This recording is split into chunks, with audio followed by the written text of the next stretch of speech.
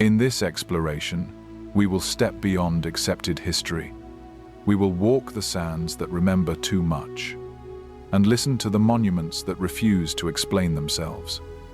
We will follow ancient alignments, read between the buried stones, and ask why something so large, so silent, still speaks to us today. You will hear the echoes, feel the weight, and decide for yourself what the pyramids were really built for, if they were built at all. Now close your eyes. The sky above you is vast, deeper than thought, older than belief. There are no planes, no satellites, only stars, hung like questions over the black of night. And below you, the sand is warm from a sun long gone. It shifts faintly beneath you, whispering memory through your skin. You breathe in.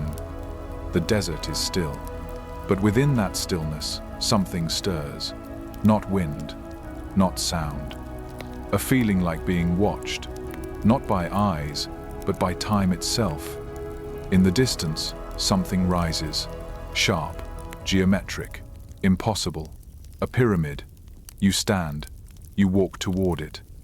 There are no signs, no lights, no explanations, just form. Massive, patient form. The closer you get, the quieter the world becomes. As if the pyramid is absorbing sound, demanding silence in exchange for presence. You reach out and touch the stone. It is cool, unmoving. Yet something in it hums a silence that is not empty, but full. The textbooks call this the Great Pyramid of Giza, built by Pharaoh Khufu more than 4,000 years ago. But as you look at it now, that story begins to feel thin. No hieroglyphs adorn the inner walls. Nobody was ever found inside. No inscription tells its purpose. And yet, it stands, impossibly aligned to the stars, nearly perfect in symmetry, unyielding in age, as though it were not made, but uncovered. You think of the myths, of gods who came from the sky, of knowledge lost in floods, of civilizations that rose and fell before ours even began. Could this be a remnant, not of death, but of memory? A machine, not a mausoleum. A message, not a monument. What if this was never meant to bury a king, but to preserve something far older than kings? You walk the perimeter, each step pressing into questions. The sand shifts, the air thickens. You feel the weight of it, not just the stone, but the implication. Khufu, Khafre, Menkaure. Names we associate with construction. But what if they were not builders, but inheritors? What if the pyramids were ancient before Egypt even began? Perhaps they were found, repurposed, claimed. History, after all, is written by those who come after, not those who came first. You stand still again and look to the sky. 3 stars, Orion's belt, and below 3 pyramids. Too precise, too deliberate, too aligned. Coincidence loses its footing. Something deeper roots in your mind. The ancients may have told stories in metaphor, but what if the metaphors were descriptions? What if gods were simply those who remembered those who came before? You close your eyes once more. You are not here for answers. You are here for resonance. Because in the silence of this desert, beneath this sky, beside this impossible structure, something begins to stir inside you. A memory you never lived, a knowing you never learned. And the question that started it all grows louder with every heartbeat. What if the pyramids were never built by the Egyptians? What if they were never built at all? The stars are still above you, watching. Silent witnesses, the kind of stillness that only ancient places carry wraps around your body. The sand beneath shifts ever so slightly, as if remembering every footstep ever taken here. You close your eyes and begin to drift, not into sleep, but into something older, something deeper. A memory, not your own. What if history doesn't remember everything? What if history, too, forgets? There is a story we have all learned, that the pyramids were tombs, magnificent final resting places for kings who became gods, built with rope and willpower and the backs of men. But what if that is only a memory planted later layered like the sand, covering something else? You try to imagine the moment of construction. Thousands of workers, primitive tools, endless days. Yet the vision breaks apart like dust in the wind. It doesn't hold. There are no blueprints, no trial pyramids, no inscriptions within the Great Pyramid. Only the name of Khufu in a small, hard-to-access chamber. Could it be graffiti, added much later? Could it be that what we've been taught was never more than assumption? The desert does not lie. It does not exaggerate. It only preserves. The winds do not carry myths. They carry grains, small truths blown over time. Maybe the pyramids were not built by Egyptians at all. Maybe they were found, restored, claimed by kings who didn't understand them any more than we do. There's a name that comes to you, Khufu, the restorer, not the builder, the one who repaired something ancient, who repurposed it for his reign. Is it possible that what we call construction was actually reconstruction? That what we call invention was merely interpretation? The thought sends a shiver through your spine. You sit with it. The pyramids do not look worn, like ancient ruins. They look precise, eternal. They do not seem aged, they seem immune to time. What kind of knowledge could build something that resists the erosion of history itself? Could it be that the pyramids were not meant for death but for continuity? That they were never designed to house bodies, but to house meaning, patterns, frequencies, memory itself? You begin to imagine the world before history, before Egypt, a time without kingdoms or pharaohs, a world where knowledge was carried not on scrolls but in stone. A civilization, perhaps long vanished, that understood the stars not as myths but as maps. And what if that civilization left something behind not to be worshipped, but to be rediscovered? The idea feels dangerous, but it also feels right. Because no tomb would align so perfectly with Orion, no grave would reflect the sky, no final resting place would echo the movement of the heavens themselves, unless it was never meant to be a resting place at all. You begin to think of memory in a new way, not as recollection but as architecture. Perhaps the pyramids are memory, given form, not human memory, but planetary. A record not of events, but of alignment, something that speaks to the earth itself, humming quietly beneath the noise of time. You place your hand on the stone. It is cool, unyielding, and yet it seems to respond, not physically, but in awareness, as if it knows you are there, as if it recognizes the question inside you. What are you? The stone does not answer in words.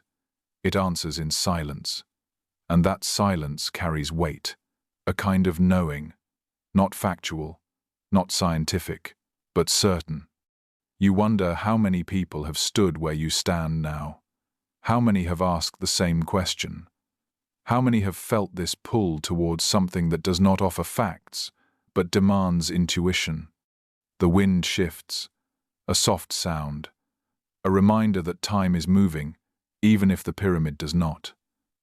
You step back and look up again at the stars. Orion is still there, 3 lights in the darkness. And below, 3 shapes in the sand. Coincidence or code?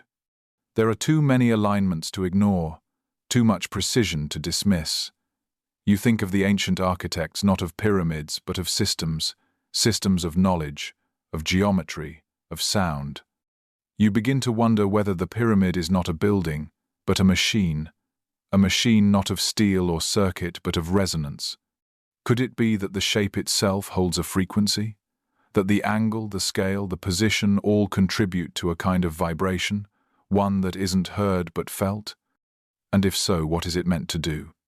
You feel yourself drift again, not away but inward, into the question, into the space the pyramid seems to open within you. There is no fear here, only mystery and peace. You sit again in the sand. The stars shift above you. And the memory, whatever it is, continues to unfold, not as story, but as presence. You are not remembering something. You are being remembered. The desert remembers. The wind has changed. You feel it before you hear it. A low, steady breath across the dunes, as though the desert itself has decided to speak. You walk forward, slowly, the grains of sand shifting beneath your feet like ancient pages being turned. There is no destination, only direction. And that direction leads you deeper, not just into the land, but into the question. The official story is neat, elegant. It tells us that in the 26th century BCE, Pharaoh Khufu ordered the construction of the Great Pyramid, that it was a tomb, a monument to ego perhaps, or faith, that it was built with copper tools, ropes, sledges, sweat, and time. But as you walk, the desert pulls apart that narrative like mist. No blueprints have ever been found.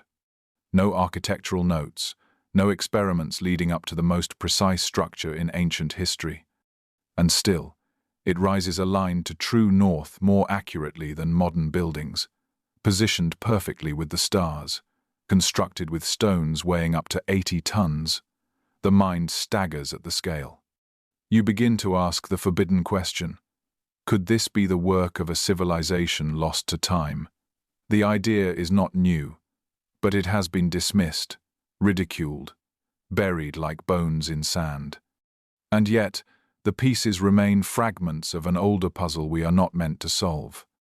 Accounts from Herodotus, Arab chroniclers, explorers, even mystics, all pointing to the same possibility, that the pyramids were not built in the time we think, by the people we believe.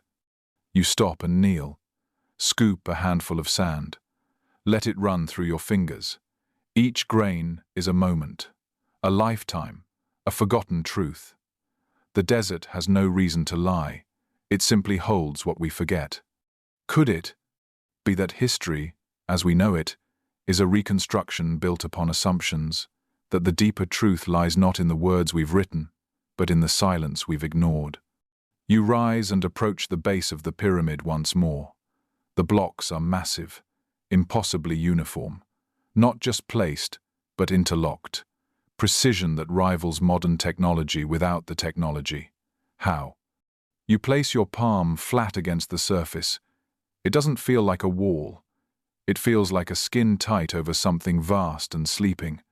There are theories, whispered ones, that the pyramid is more than stone, that it is a resonator, a stabilizer, an engine of sorts built not to contain, but to emit energy, frequency, vibration. You remember a diagram you once saw of sound frequencies forming perfect patterns in sand, cymatics. The idea that sound can shape matter. Could this structure be a kind of instrument? A message carrier, playing chords we no longer hear.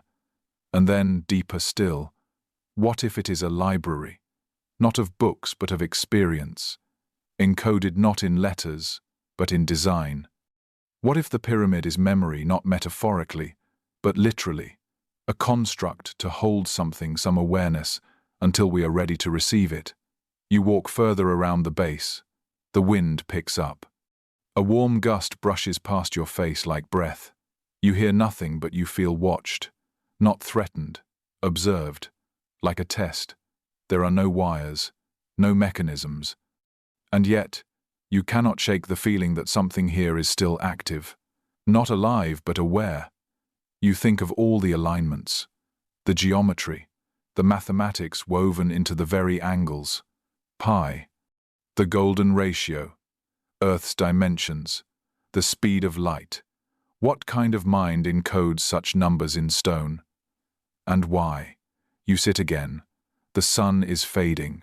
Shadows stretch across the sand. The pyramid doesn't change, but it feels different. It feels responsive. Maybe not to you, but to time. Maybe it waits. You close your eyes. And in that darkness, something forms not a vision, but a presence. It doesn't speak. It reveals.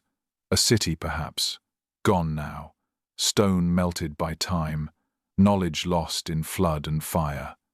Survivors fleeing, carving into the earth one last imprint, one last warning. You open your eyes. The pyramid stands unchanged, unbothered, but you are not the same. Because something has shifted. Not in the world, but in you. The question grows louder, no longer a whisper, but a call. What if this desert was once green? What if this monument was once known? What if it remembers? The stars above and below night has fully arrived. The sky is a cathedral of stars, endless, silent, alive. You lie back against the sand, its warmth fading into the cool breath of desert evening. The pyramid looms beside you immovable, ancient, a silhouette against the infinite. But your eyes drift upward, drawn to three bright points, Orion's belt. Suspended in blackness, as if someone placed them there with intent, and maybe someone did. You begin to wonder, why do these three stars align so perfectly with the pyramids of Giza? Why would ancient builders care about the sky, the angles, the heavens, unless they didn't build to serve the dead, but to reflect something eternal, something above? The Orion correlation theory. That's what modern voices call it. A dismissed theory, laughed off by academia, but it lingers, because it fits.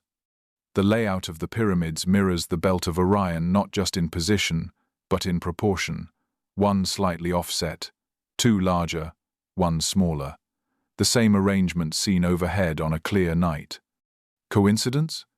The ancient Egyptians revered Orion. They associated the constellation with Osiris, god of rebirth and the afterlife. But this connection, this alignment is far older than dynasties, older than religion. It feels programmed, as though someone wanted to mark something, not metaphorically, literally. You sit up, look again, the stars shimmer, unblinking. The desert is quiet, but the silence feels dense, as if wrapped around an idea too heavy to articulate. And then, a thought pierces the stillness. What if the pyramids weren't simply aligned to the stars? What if they were built by those who came from them? Ancient astronaut theories emerge here, controversial, dismissed, but intriguing. Not because of aliens with metal ships, but because of the possibility of forgotten human history.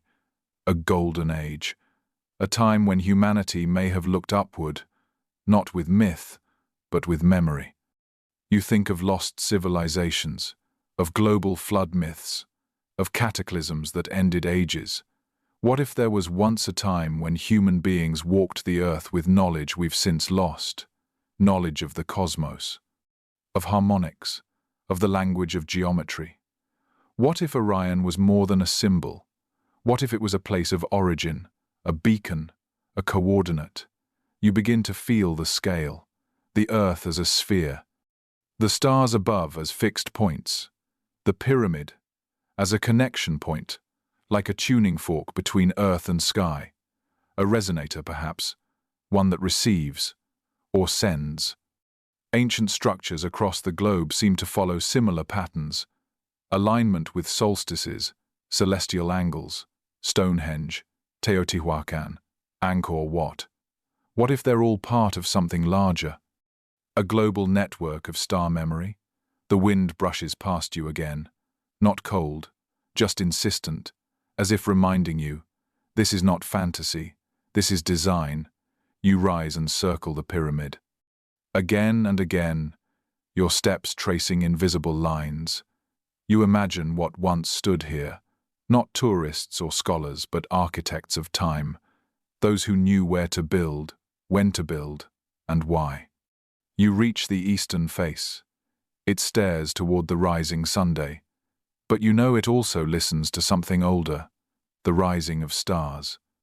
You remember that in 10,000 BCE, Orion would have aligned with the horizon here, perfectly. Could that be the true construction date? Could that be the real reason? And then comes the harder question. If this was built to reflect the stars, what was it meant to signal? To whom? You imagine looking down from orbit, a pattern of pyramids, a constellation etched into earth? Is it a message to the stars, or a memory of something that came from them? You sit again in the sand. Look up.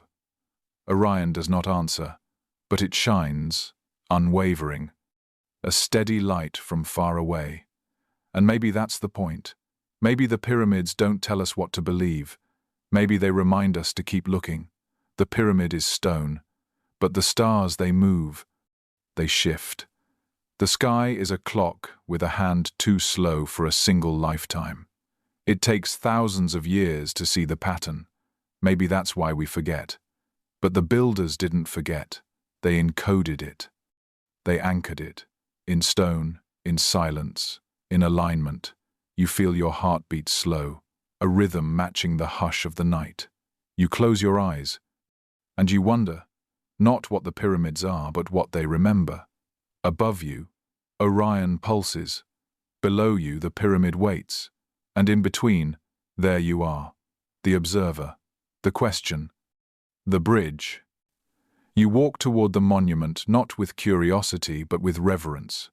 Before you stands a creature carved in silence, older than kings, perhaps older than memory itself. The Sphinx, half lion, half human, all mystery. It doesn't move, it doesn't speak, but it watches. It has always watched. That has always been its role. You move slowly, feeling the weight of every step. The sand beneath your feet seems less like terrain and more like pages in a book you're just beginning to read. The closer you get, the deeper the silence becomes. Not absence of sound, but presence of meaning. It is as if the Sphinx exists outside time, and now, so do you. Carved from a single limestone ridge, the Great Sphinx of Giza is a marvel of scale and permanence. Over 70 feet tall and 240 feet long, it has weathered storms, wars, and time itself. Yet, the mystery isn't in what is visible, but in what is rumored to lie beneath, the Hall of Records. Whispers passed down through mystics, ancient texts, trance visions, and esoteric traditions claim that beneath the Sphinx lies a chamber of forgotten knowledge, not scrolls, not tablets, but a different kind of library, one encoded in frequency, geometry, and light. The mainstream narrative avoids the subject. Excavations near the Sphinx have been restricted. Studies are inconclusive. Some anomalies have been found, subterranean cavities beneath the pores, but no official exploration has been allowed. Why? What is so dangerous, or so sacred, that it must remain sealed? You kneel beside the statue. The pores stretch out like massive gates to the underworld. You press your hand into the sand. It is warm from the sun, but something below feels colder, denser. You close your eyes, and you begin to see. In your mind, you descend not through tunnels of stone, but through memory, through symbols, through sensation. You pass layers of sound, light, pressure. It feels like falling inward, deeper into a space encoded in the very matter of the earth. The chamber is there. You can feel it. You don't need to see it to know it's real. Inside, resonance, echoes that do not decay, knowledge not recorded in ink, but stored in harmonic vibration, data that requires not reading but remembering. Some have said that those who carved the Sphinx were not Egyptians, but inheritors, that the Sphinx predates dynastic Egypt by thousands of years, its face eroded not by wind but by water, suggesting it once looked upon a green, fertile land, long before the Sahara was born. And if that is true, then the Hall of Records must be even older. You rise and begin to walk slowly around the monument. Your steps are deliberate, your mind open. The desert wind is soft, but carries a weight, a presence. It feels as though something below the surface is aware of you. As though the chamber is not just a room but a presence. What could it contain? Blueprints for the pyramids? Instructions for lost technologies? Memories of a civilization erased by time? You think of ancient myths from across the world of floods, of golden ages, of civilizations punished for forgetting their origin. And you begin to wonder if the Hall of Records isn't simply about knowledge but about responsibility. A test, a key only meant to be turned when humanity is ready. You sit again in the sand, facing the Sphinx. Its eyes are blank, but its gaze is eternal. You feel its focus steady, unblinking, as if scanning you not for answers, but for questions. You think of Edgar Cayce, the sleeping prophet, who said the Hall of Records would be discovered when humanity began to awaken to its own divine origin. He said it would hold the history of Atlantis, of Lemuria, of all those who came before and fell. If this is true, then the hall is not just a vault, it is a mirror. One that shows us what we were and what we might become again. You imagine walking through the entrance. The door is not opened with hands but with vibration, a harmonic key perhaps, long forgotten. Inside, walls of light, not shining, but vibrating. Each surface, a living memory, a song, a thought, a purpose. And then the silence speaks, not in words, not in sound, but in you. You understand that this place does not store information, it stores consciousness, not facts, but frameworks, not knowledge, but knowing. You are no longer visiting, you are remembering. The Hall of Records isn't a room, it is a frequency. And if you can find the right resonance inside yourself, you enter. You stand. The Sphinx watches still. The pyramid glows in the moonlight behind it. And beneath you, buried in stone and silence, a chamber waits. It does not wait to be discovered, it waits to be remembered, and perhaps now is the time. You remain there a while longer, breathing slowly, watching the sky grow deeper with the darkness of night. Stars flicker into view like returning memories. You are no longer trying to believe. You are remembering something you never knew you forgot. And what if this chamber, the Hall of Records, is not singular? What if similar chambers exist across the world, buried beneath other sacred sites? In Peru, beneath Machu Picchu. In Turkey, under Göbekli Tepe. In Cambodia, near Angkor Wat, a network. A global system of ancient knowledge hidden not just for protection, but for timing. What if these places were meant to activate together, like instruments in an orchestra, when humanity was ready to listen? You think about why the knowledge had to be hidden in the first place. Perhaps it was not fear of misuse, but fear of forgetting. If left in the open, perhaps it would be twisted, commodified, diluted. But hidden, it waits patiently, untouched, until we approach it not with greed but with reverence. The Hall of Records might not even be built by hands. It could be grown, like a crystal, formed in resonance with the Earth's own energetic grid. What if its walls aren't made of limestone or granite but of living energy fields, imprinted with memory? You wonder how many have tried to reach it.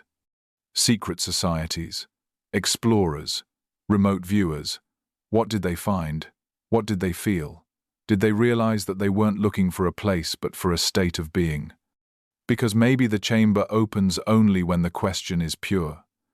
You feel the presence of the Sphinx stronger now, as if it has acknowledged you, not spoken, not judged, but noticed. And that changes everything.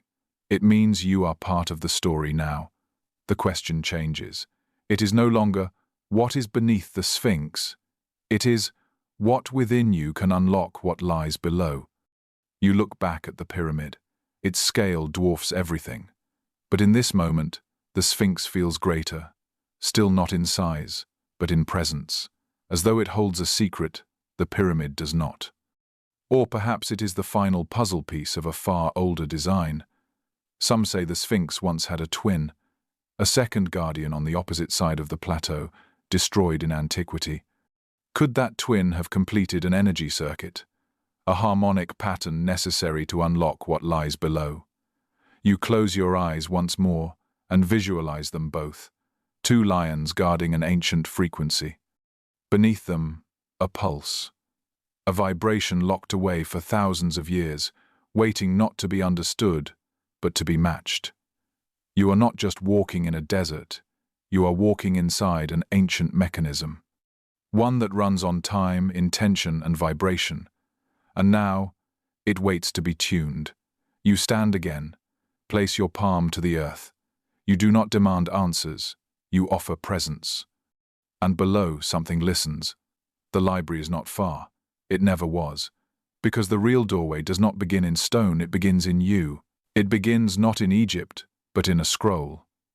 A scroll written by a man who never built, but who asked, who wandered, who listened. Herodotus, a Greek historian, the father of history, some call him, others, the father of lies.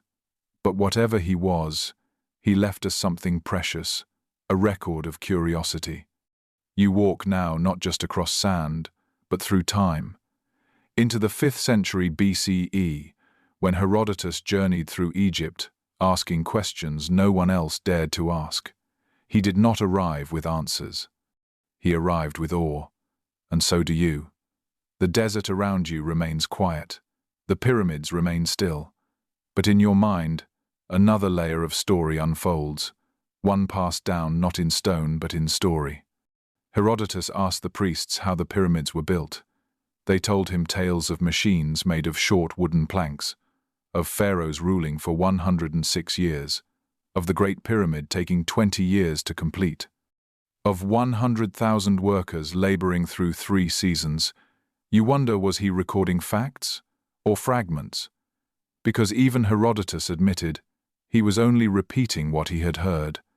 You look at the pyramid again and imagine wooden cranes lifting 70-ton stones.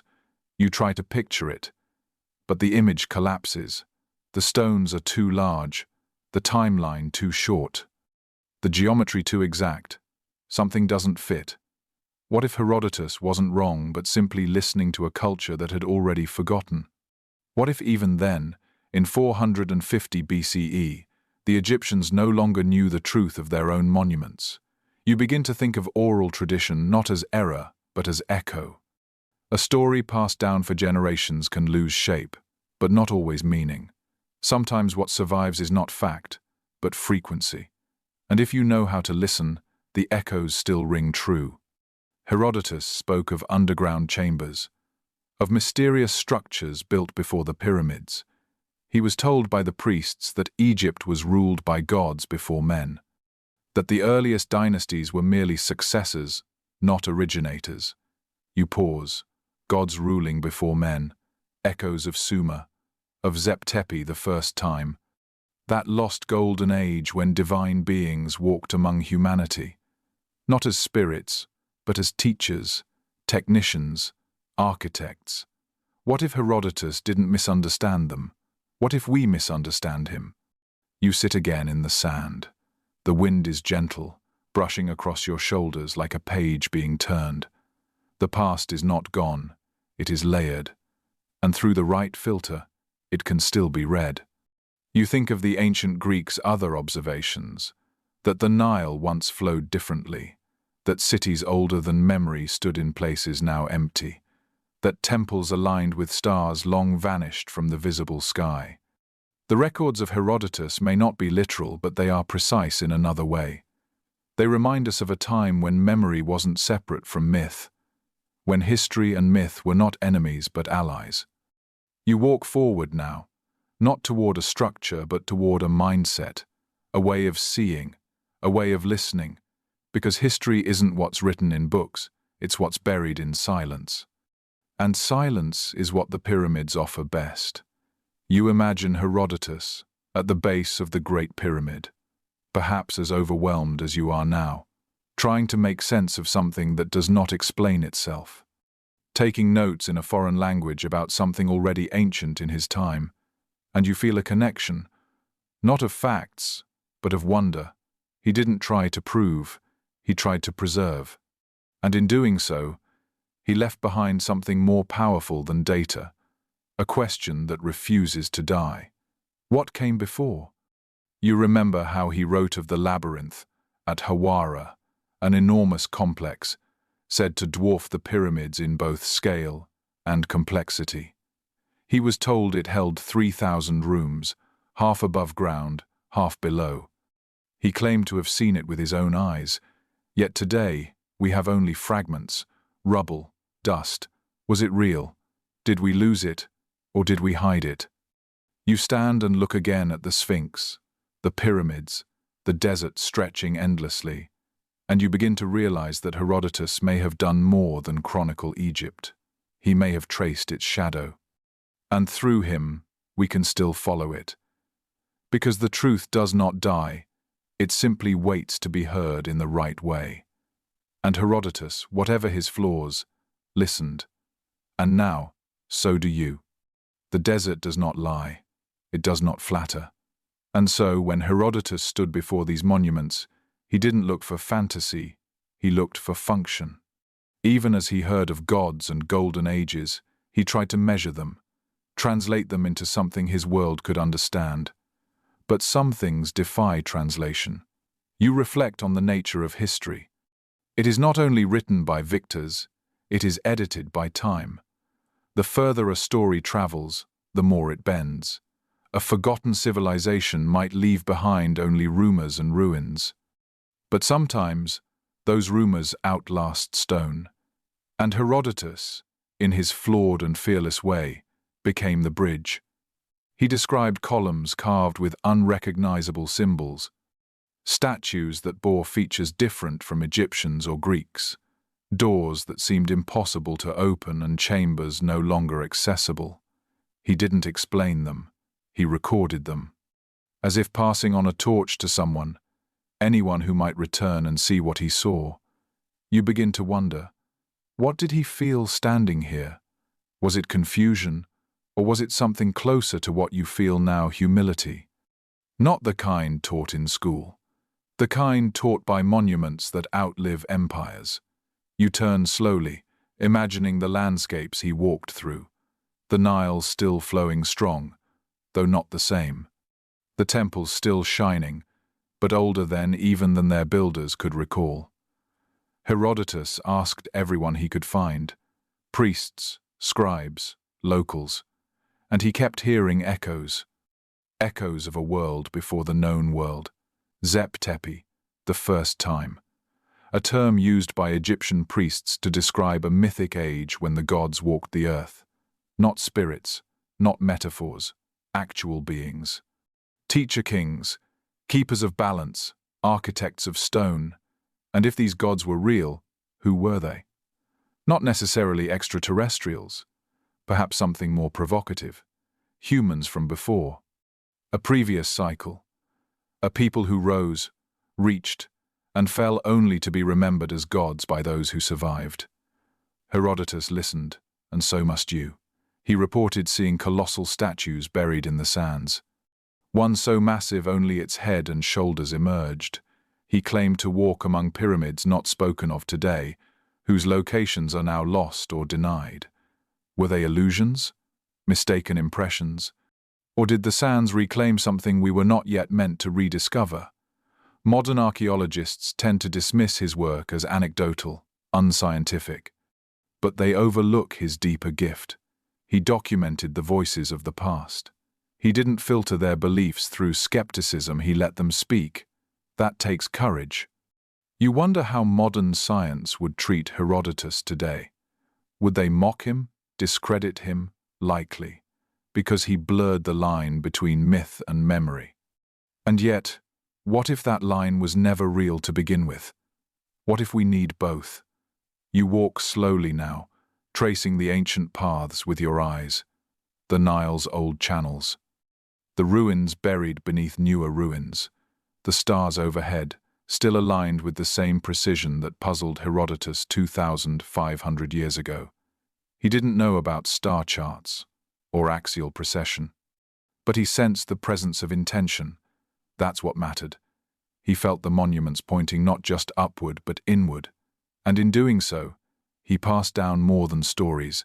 He passed down questions. You breathe deeply. The air is dry, crisp, pure, as if untouched by the centuries that separate you from him. And suddenly, Herodotus doesn't feel so distant. He feels like a companion, a fellow seeker, a reminder that wonder is not weakness, it is the beginning of knowing. You kneel again in the sand, and place your hand flat against the earth, the same earth Herodotus once stood upon, the same stones he once studied, the same mystery. And in this moment you realize, you are not reading history. You are part of it. The desert ends, but the mystery does not. You stand now before a map not of Egypt, but of the world. Lines stretch across continents, across oceans, connecting ancient sites like veins in a living body. Giza is not alone. It never was. There are pyramids in Mexico, in China, in Sudan, in Bosnia, Peru, and Indonesia. Some hidden beneath jungle canopies, others beneath sand, some disguised as mountains.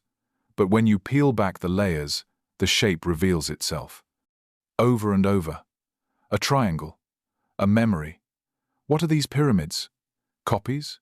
Coincidences? Or clues? You trace your finger along the map, from Giza to Teotihuacan, from Xi'an to Visoko. You notice the alignments. The way many of these sites fall upon the same lines, great circles that span the globe. Some call it the Earth Grid, a web of energy that ancient builders seem to know intimately. You feel a shiver rise in your spine, not fear, recognition, because these structures were not randomly placed. They are not simply tombs or temples. They are nodes, anchors, markers of something we've forgotten how to read. And now, you begin to ask the deeper question, who were the others? Not aliens, perhaps, but not us, either. At least not in the form we know ourselves now. A previous humanity, one with knowledge different from ours, not digital, but harmonic, geometric, sacred. You imagine them not with machines of steel and fire, but with instruments of resonance, builders who tuned stone to the earth's frequencies, who placed each block not just for strength, but for song. You stand in front of the Pyramid of the Sun in Mexico, massive, silent, but vibrating. Its base mirrors that of the Great Pyramid. Its alignment with the stars, too, is deliberate. You walk the Avenue of the Dead and feel echoes beneath your feet. This place is not just a city, it's an encoded message. You travel to China, where massive pyramid-shaped mounds rise from farmland. Officially dismissed as burial sites, but their dimensions speak a different language. Their orientation faces not the cardinal points but constellations. Who built these? Why do governments hide them? You wonder what's beneath them. You imagine a time when the world was one not politically but energetically, a shared consciousness that spread from land to land, not by conquest, but by vibration. A culture of memory, not empire. The others knew something we have forgotten, how to remember. You look up. The stars do not change, but your understanding of them does. You see the same constellations mirrored on the earth, pyramids forming stellar maps across landmasses, Orion, Draco, the Pleiades, echoes written in stone. Could these builders have mapped the heavens to prepare us for a cycle, a return, a remembrance? You close your eyes and feel yourself standing on one of those alignments. You feel the hum beneath your feet. A low, deep pulse, not mechanical, organic, as if the earth itself still speaks the language of stone. You open your eyes in Visoko, Bosnia, a hill that some claim is the largest pyramid of all. Dismissed by scholars. But you walk the tunnels. You feel the air change. You see stones shaped like circuits, patterns that should not exist in nature. But they do, because they were placed. Not by chance, by choice. You travel again. Gunung Padang, Indonesia, a stepped pyramid beneath volcanic rock, carbon dated to nearly 25,000 years old. It should not exist, but it does, and it suggests that civilization did not begin with Mesopotamia, but with something else. Someone else. The others. You sit down now, in stillness. All around you, the echo of stone rises from the earth. These pyramids were not random. They were a message, spread across time, across cultures, across the illusion of separation. You breathe slowly. You begin to understand. The pyramids were never just structures. They are keys, frequencies carved in stone, designed not to survive war but amnesia. And they did. They waited. Until we remembered to ask the right questions. You look again at your map, and the connections no longer seem strange. They feel inevitable. As if the world once sang a song and the pyramids are the chords still ringing, waiting to be heard again. You now realize that the pyramids were not meant to stand alone. Each one was a verse in a global chorus, harmonies built in stone.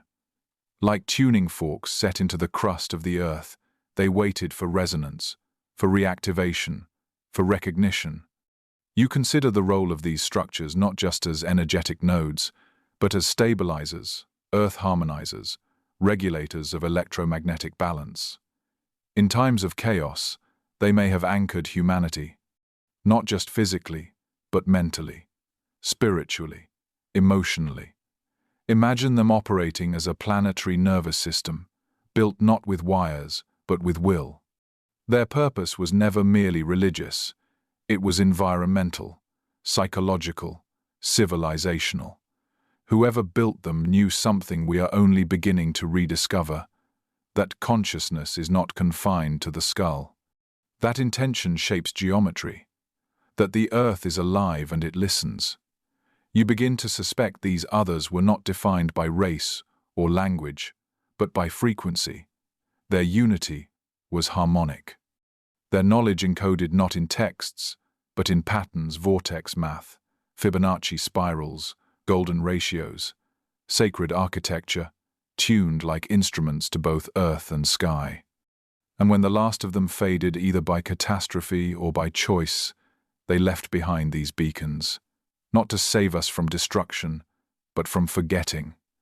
You take a deep breath. The realization washes over you like ancient wind. The past is not lost, it is archived, and the archives are made of stone. You look again at the Great Pyramid. It is not isolated.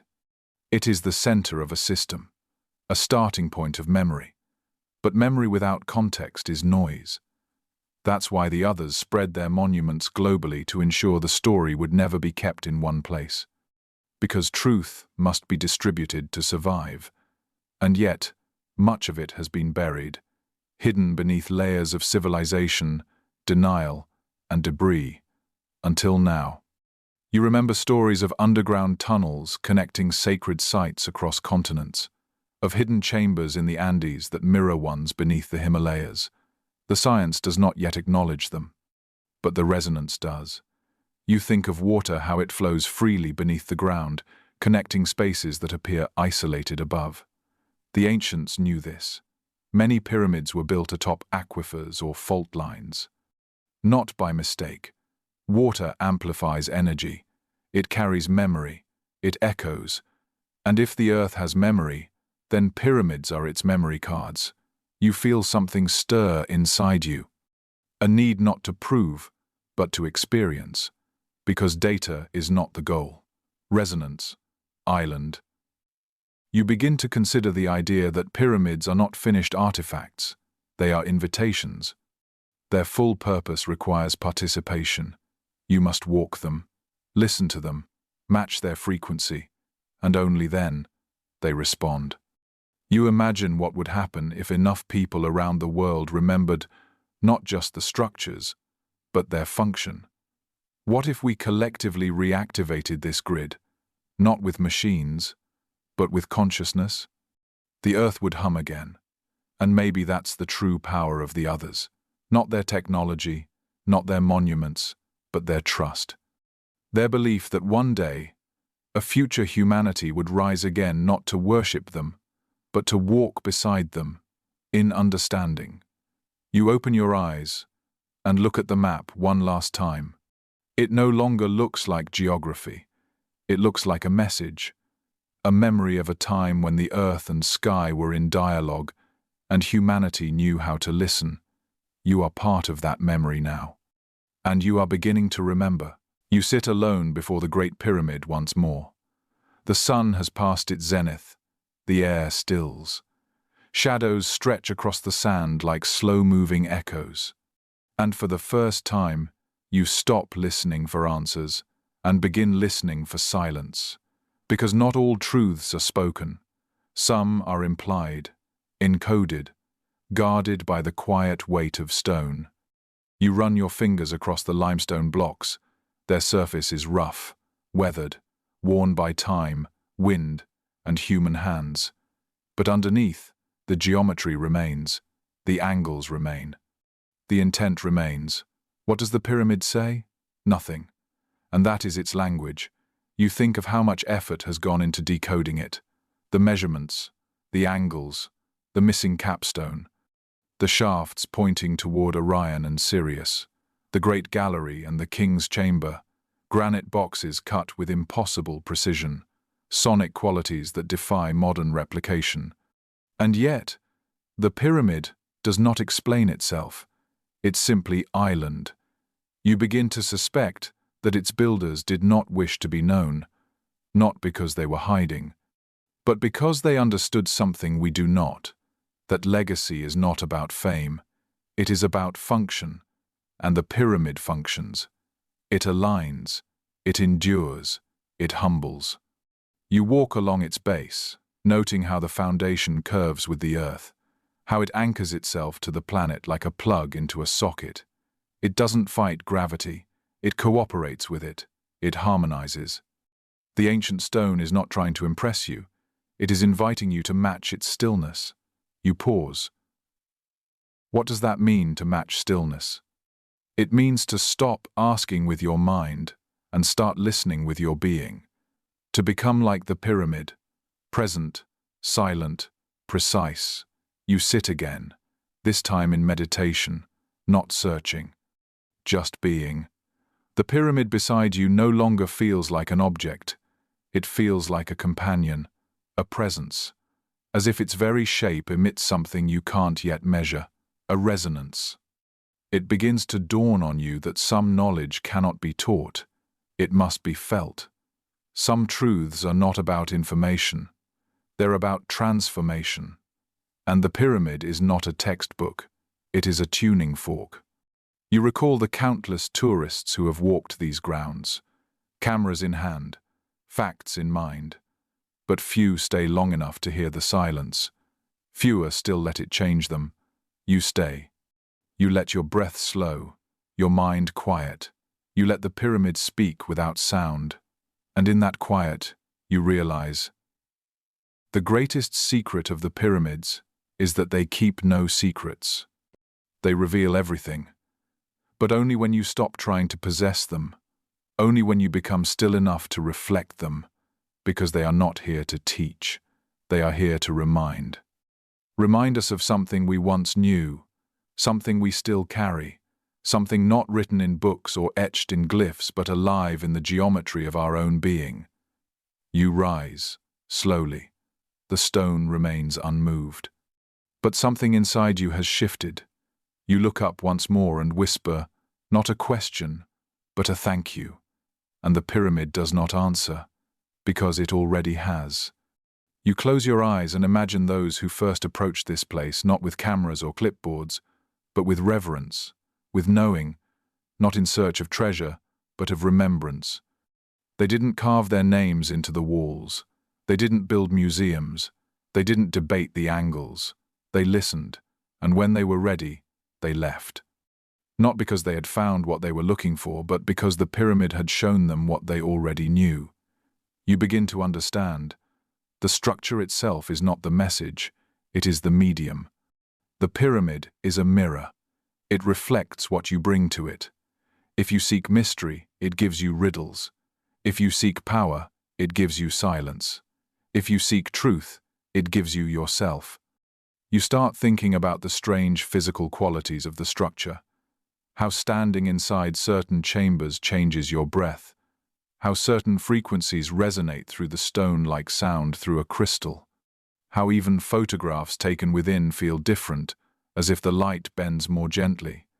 Could it be that the pyramid isn't just symbolic but technological, not digital but energetic? Perhaps it's a transceiver, a consciousness amplifier, a tuning mechanism for thought. Maybe the reason it refuses to speak in words is because it was never meant to. You consider how little of this is ever taught. Schools don't teach that silence can be intelligent, that geometry can heal, that presence is a form of access. But the ancients knew, and not just here. In Tibet, in the Andes, in the deserts of North America, there are stone structures that also refuse to explain themselves. Circles of standing stones, subterranean chambers, alignments only visible from the sky. They all hum with the same refusal, the same invitation. The stone won't say it, because it already is it. You feel your thoughts slowing, your awareness expanding, not up into the stars, but down into the earth, into the weight of this place, its gravity, its memory. You touch the stone again, not asking anything of it, just sharing its stillness. And in that moment, the silence deepens. It wraps around you like a veil. And for the first time, you realize you're not listening with your ears, you're listening with your presence. And something is listening back. Not a voice, not a word, a pulse. It feels familiar. It feels like home. You sit longer now, forgetting time. The sun shifts again. The heat fades. The color of the sand deepens, and the pyramid glows not with light but with purpose. You remember an old teaching. That truth is not something you find. It is something you stop running from. And here, at the base of a structure older than memory, you stop running, and truth finds you, not in words, in silence, in form, in resonance. You smile, you rise. You walk away not with answers, but with something greater. A reminder that not everything sacred must be spoken. Some things are meant only to be felt. Some truths stand in silence. And the stone? It never needed to say a word. Later, as night drapes itself across the sky and stars begin to pierce the dark, you remain still. The pyramid looms beside you, no longer a structure, but a presence, a teacher, a guardian. And you wonder, why did it survive when so much else fell? Not just because of engineering, but because of intention. The pyramid wasn't just built to last. It was built to outlast understanding, to remain when languages died, when empires crumbled, when even its name was forgotten, because some truths are eternal. You reflect on how often we try to dissect ancient knowledge through modern lenses, calculating tonnage, cataloging artifacts, translating glyphs, but the pyramid laughs, quietly, patiently. It knows its message is not in the parts, but in the whole. Like music, its meaning is in the pattern, in the space between the notes, and the space between the stones. You begin to feel that maybe the pyramid isn't hiding anything. Maybe it is revealing everything, just not in the way we expect. Because it doesn't need to explain. It embodies. The wisdom is not written on its surface. It's built into its proportions, its angles, its resonance. It's in the way it makes you feel, the way it holds your attention, the way it quiets your mind and deepens your breath. You think about all the scholars and tourists and mystics who have stood here across time. You wonder how many truly listened, and how many left changed. Because the pyramid is not passive, it listens back. It holds the frequency of a civilization that remembered, a people who didn't separate the material and the spiritual, who saw stone as alive, who built with purpose not just for function, but for transformation. You feel a tear trace your cheek, not sorrow, recognition, a knowing older than thought. You stand once more, slowly, and turn to take in the full scale of the structure. Its sides catch the starlight. Its apex points not to the heavens but to a place beyond even them, beyond space. Beyond form. The pyramid is not a monument to the past. It is a lighthouse for the future. And maybe that's why it still stands. Not to remind us of what we lost, but to prepare us for what we can remember. You walk away now, steps slow, deliberate. You take the silence with you. And though the stone remains silent, it has said everything. You return to the plateau not as a visitor, but as a witness. Now the stones feel different. Not colder, not older, just deeper. The geometry has not changed, but your perception has. And you begin to understand. The pyramid is not a symbol of the past. It is a portal to memory. You sit on a slope overlooking the monuments. The angles stretch outward, perfect in proportion. 60 degrees here, 30 there. Golden ratios dancing in limestone. These are not just numbers, they are frequencies. And frequencies, you recall, carry memory. If memory is energy, and energy never dies, then the pyramid is not preserving history. It is broadcasting it. You close your eyes and picture the base, a square, rooted to the earth. 4 equal sides. 4 cardinal points. North, south, east, west. Stability, foundation. Then you rise up in your mind to the apex. A single point, converging all that was spread. From many into one. From matter into meaning. From chaos into harmony. You feel your spine mirror the form. Your base anchored, your breath drawing upward, crown reaching for clarity. The body itself is a pyramid, a geometry of memory, a sacred shape, echoing in flesh what stone once declared. The ancients knew this, not only in Egypt, in Angkor, in Delphi, in Chichen Itza, in countless forgotten places now buried beneath jungle, sea, or sand. Geometry was not art. It was function. It was medicine. It was memory. The pyramid does not remember names. It remembers truths. That form is consciousness. That space is language. That proportion is prayer. And when you align with it, you begin to remember too, not as thought, but as being. You feel into this now. A triangle is not just a shape. It is a logic, a rhythm, a pattern that unfolds the many from the one, and the one from the many. 1 base, 2 ascending lines. 3 total points. A sacred triad encoded into myth, mind, and mathematics. Creation, preservation, destruction, body, mind, spirit, past, present, future. The triangle is not just geometry. It is narrative. You rise and begin to walk along the base of the pyramid, tracing the vast blocks with your hand. Each one quarried, cut, placed not in haste, but in harmony. This was not construction. It was ceremony, and the result is not a monument. It is a message. The question is, how do you read it? Not with eyes, not with words, with presence, with resonance. You stop again, placing your palm flat on one of the stones. You feel its weight. But more than that, you feel its rhythm, its vibration. It speaks not in syllables, but in pulses, a heartbeat in limestone. And you realize this structure is alive, not in the way you are, but in the way mountains are, in the way songs are.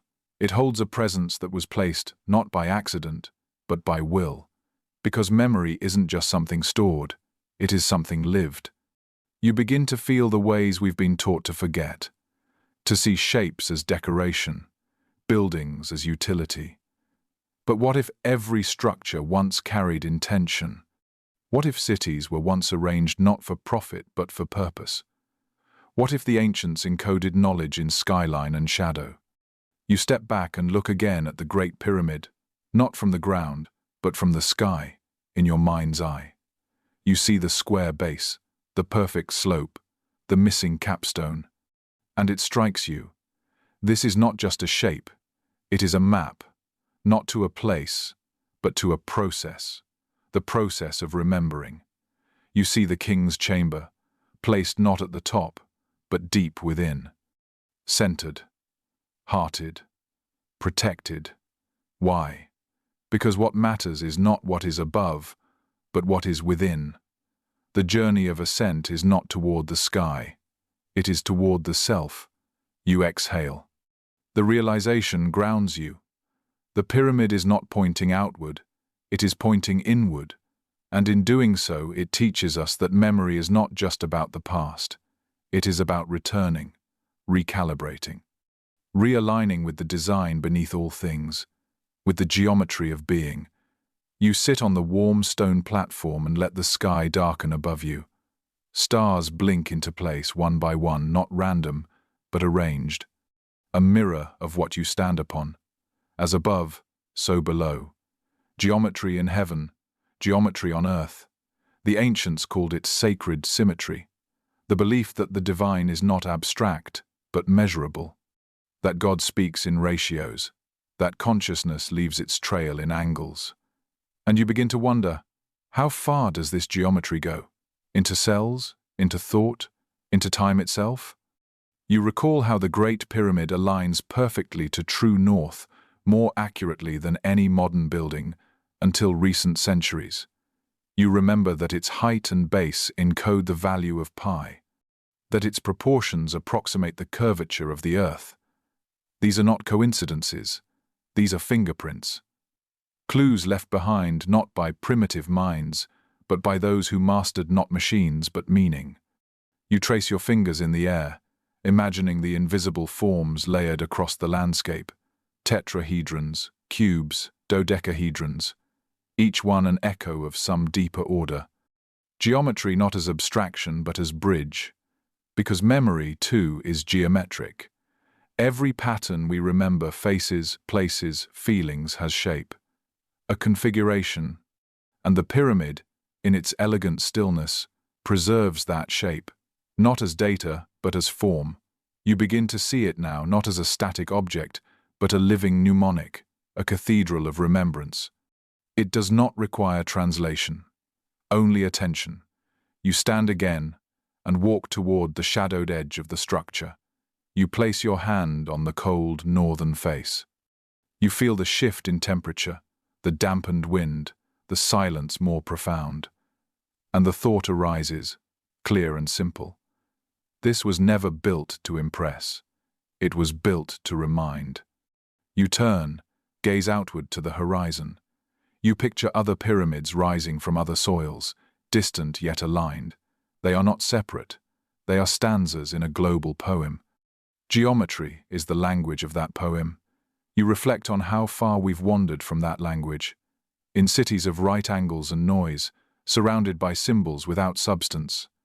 But here, in this moment, you feel it return, not all at once, but as a whisper, a tug in your chest, a breath you didn't know you'd been holding.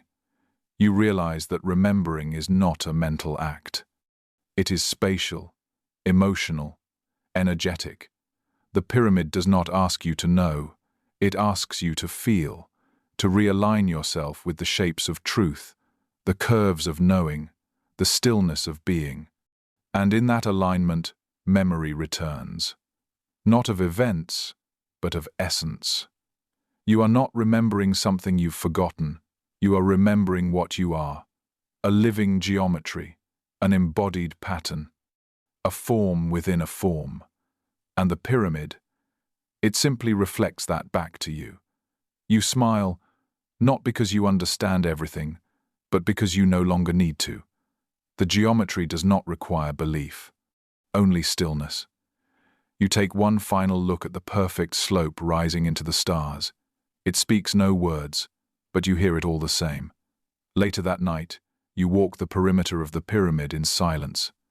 The moon hangs above like an ancient observer. You trace the shadow it casts on the stone, and wonder what else has this structure recorded. How many eclipses?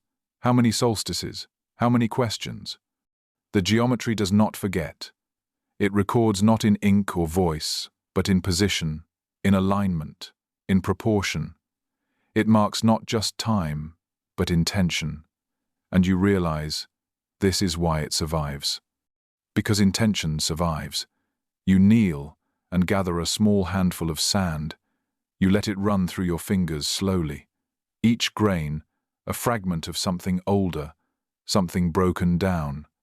But even here, within the disintegration, the form persists.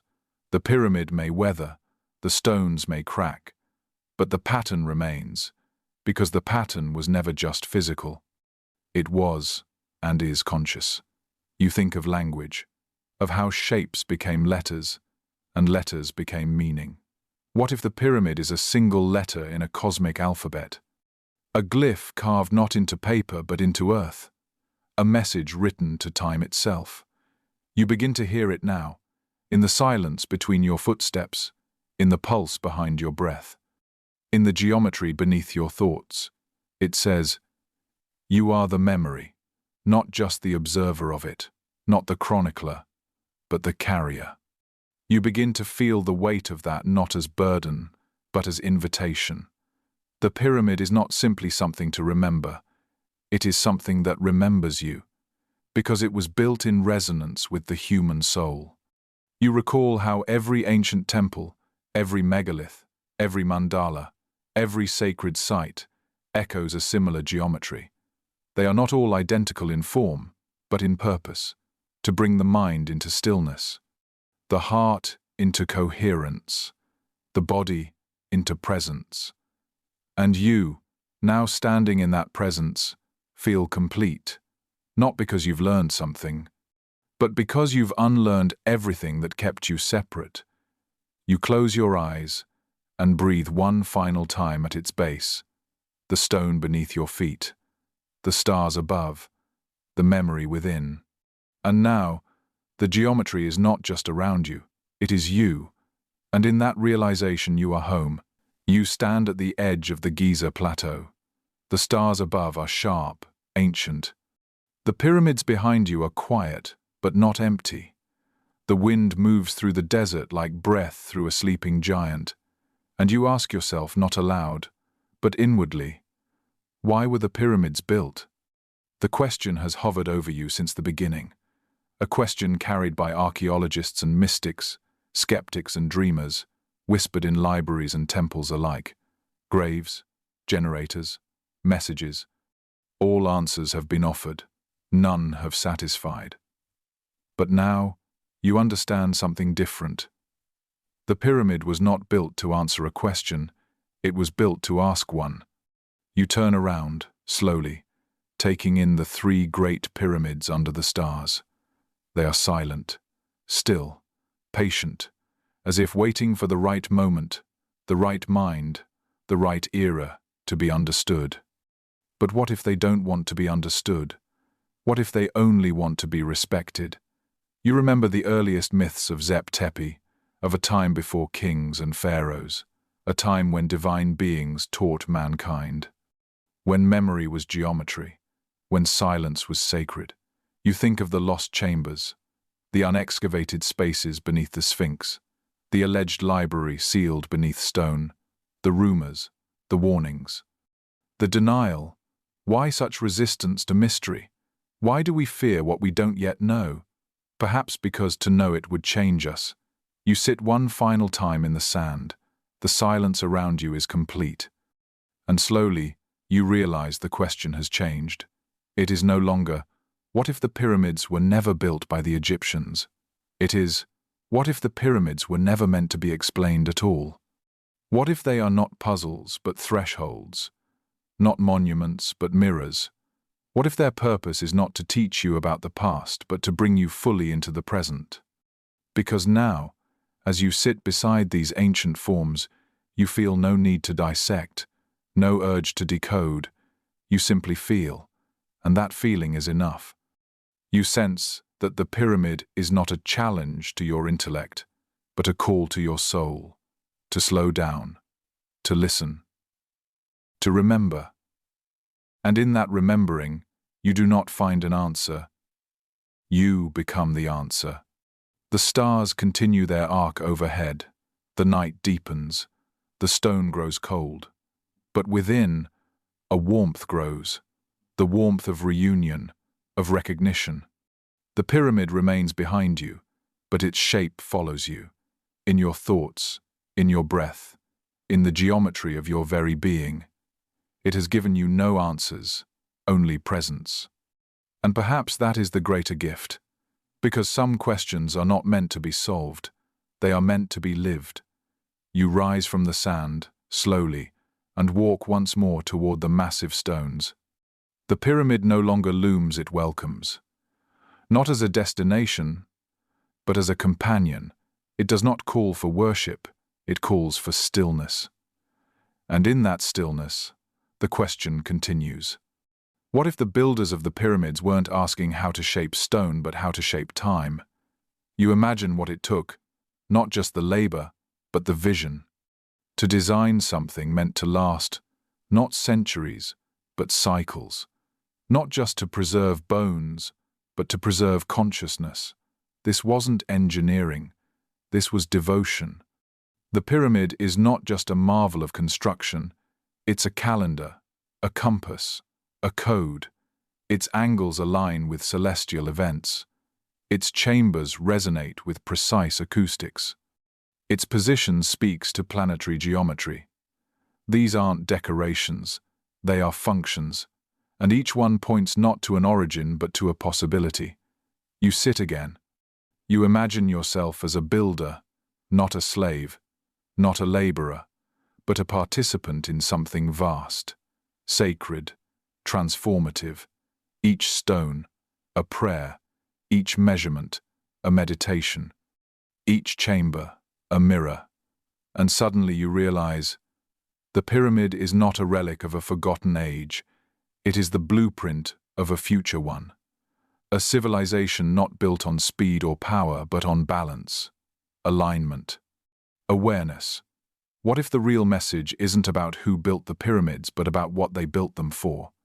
You consider a theory, that the pyramid is a frequency device, not just in the metaphysical sense, but in a literal, energetic way, a stone capacitor, a generator of coherence, designed to amplify what you bring to it. If you arrive with noise, it returns noise. If you arrive in silence, it returns signal. And that signal is not words, it is knowing. You remember how people change when they visit, how some weep, some faint, some dream vividly for nights after. The pyramid affects people, not like a story, like a song, like a tuning fork pressed to the soul. And perhaps that's the point, because a story ends, but a resonance continues. You rise again and pace along the shadowed base, thinking of those who might have come before you not in the last 100 years, but in the last 10,000, those who stood where you stand, who felt what you feel, who remembered what we've forgotten. And what if the pyramid didn't just record energy? What if it remembers people? You pause, hand pressed to stone, and for a moment you wonder if it remembers you. You listen for an answer. There is none. Only stillness, only breath, only the ongoing pulse of stars overhead. And then you realize, that is the answer. Stillness, endurance, the quiet holding of space. You look across the desert and imagine pyramids in other places, aligned not by imitation, but by intention. All part of a grid, a network, a whisper system through which the earth itself remembers. And if that is true, then this is not the end of the story. It is the opening of one. You sit again, in the sand, you breathe. You feel not closure, but invitation, because the pyramid is not offering you knowledge. It is offering you permission to stop seeking, to start seeing, to know that the deeper truth has always been present, not buried beneath stone, but beneath assumptions. You remember now, not in thought, in being. You are not outside the mystery. You are the mystery waking up to itself. And the pyramid? It never needed to be explained. It only needed to be remembered. You walk away from the plateau, but something stays with you. A hum behind your thoughts. A shape you cannot unsee. A rhythm that begins to pattern your breath, your pace, your sense of self. It is the echo of alignment.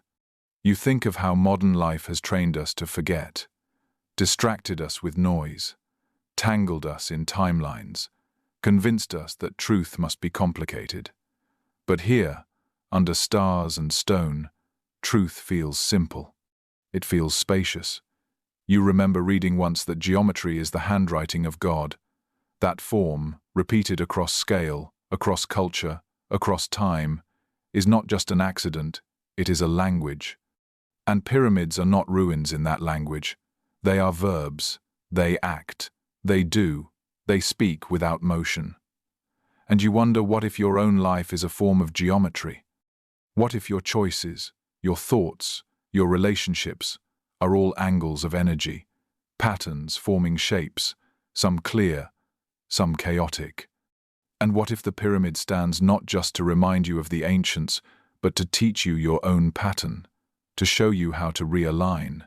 You stop walking. The desert stretches around you in silence. The sky is deep with memory. And you finally say it, not as a theory, but as a truth. They were never just tombs. They were never just symbols. They are instruments, still playing, still pointing, still waiting. And maybe, just maybe, the reason they continue to draw us, century after century, is not because of what they are, but because of what they activate in us. Curiosity, reverence, stillness, possibility. And as that realization anchors in your chest, something new arrives. Not a question this time, but a vow. To live as though you remember, to move with intention, to honor silence, to let wonder lead. Because the pyramid did not promise you answers. It gave you something rarer, the space to awaken your own. And that, above all, is sacred. You continue your walk under the stars, slower now, as if the earth itself is holding its breath. You feel the presence of the pyramid even from a distance. Not looming, not fading, but echoing, like a bell long rung whose tone still lingers. It's not behind you, it's within you. You think of the other places still left to be found, pyramids submerged under jungle, under sea, under ice. You recall Antarctica and the whispers of structures hidden beneath its frozen skin, not confirmed, but not denied either. Why do we hide what we find? Perhaps because to face it fully would mean rewriting everything, not just history books, but identity. And maybe that's the deeper question the pyramid asks, not who built me, but who are you? Are you a creature of dust, fated to forget? Or are you a steward of memory, a guardian of wonder? The pyramid does not answer. It simply endures. Its lesson is not written, it is witnessed. And in your witnessing you begin to change. You feel it not as information, but as alignment. Your thoughts slow. Your breath deepens. Your awareness expands, not up, but inward. Not away, but toward. You have stopped seeking meaning. You have become meaning. The pyramid, now a silhouette against the sky, is no longer the mystery. You are. Because the greatest riddle was never what was built, but what wakes in us when we see it. And tonight, in the silence of stars and stone, something has awakened. Not a conclusion, a beginning, a remembering. And from here, your journey truly begins.